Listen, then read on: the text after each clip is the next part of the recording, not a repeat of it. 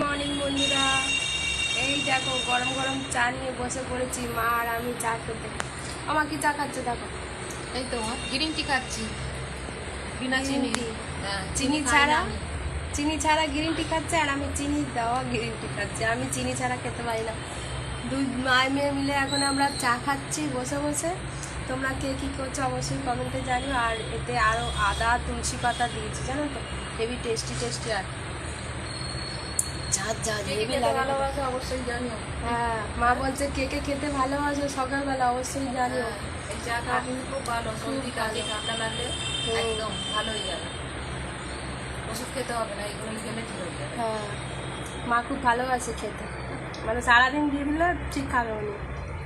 ওতে একটু লবঙ্গ দিয়ে দিলে আরও ভালো লাগে।